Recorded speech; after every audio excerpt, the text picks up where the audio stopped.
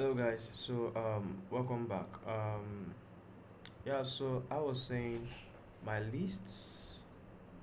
Um, so let's just say my list 23, 12, 45, 54, 67, 78, 43, and others. So let's just say we want to pass, we want to increase each of these things. So for us to use the map is actually um, it's an inbuilt keyword argument. It's mostly used alongside functions. All right, um, so to actually use this, you do something like this: x is equals to map the function name first, increment, then what you want, the iterable you want the function to operate on. So I know.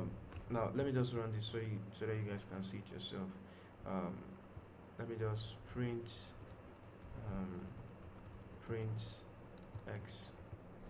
So let's go ahead and run. If you look at the output, it says it actually it returned um, an object actually. So in order for us to be able to access the object, we need to iterate. It returned an iterator, an iterative object. So um, for us to do that, let's just go ahead and do this. So for let's just say let's print this guy and this guy side by side. What we didn't the actual list and the increment. So let's say a comma b in zip um, the actual list and then the increment. So print a comma b. So if we run this program F5, so we have this so 23, 24, 12, 13, 45, 46, 54, 55 and others. So that's to actually show that yes, there was um, there was an increment and there was a change. Alright, so the next one I would love to talk about is the filter. Actually, I don't want to talk about that. We can actually check that out in the material referenced for us to check out. It works very similar to the map function, very similar. It takes in the function as input and then the the iterable that you want to filter out. So they actually do almost the same thing. So let me just move on to talk about something else. So I want to talk about the min, max, and then all right. So what is min? So min is also an inbuilt keyword argument. It takes in an iterable. So what it does is for every information in the iterable, it returns the max. Returns the minimum value in that iterable. So for example, if I pass in a list of numbers, um, 45 and the likes, so it's going to return the minimum value, and the minimum value is one. So if I go ahead and do the same thing for max, it's also a keyword argument. It's going to return the maximum value in the iterable, and that is 45. Okay, so what else do I want to talk about? Okay, let's talk about the sum, sum.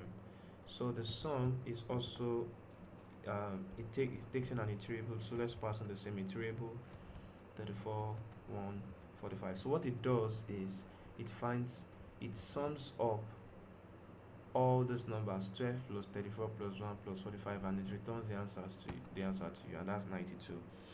Okay, I think I've been able to talk about all that came to mind right now. Okay, let me talk about this last one called sorted. Sorted. So sorted is an inbuilt function in Python, keyword function in Python. It takes in an iterable and then it's it arranges them.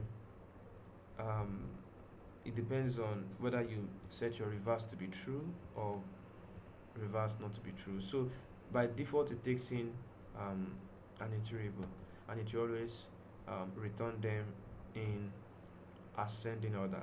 But if you want it in descending order, then you will have to specify reverse to be is it true? Yeah, reverse to be true. yeah, in the same order, reverse has to be true. So you do this, reverse equals true. Okay, so when you press so, it will return the reverse of actually the sorting. So it sorts them in their respective order. Alright, so I want to believe you guys have been able to learn a lot of things. It's actually quite a long journey to have come this far to, learn a lot of these things about Python. These materials are always accessible whenever you want to access them.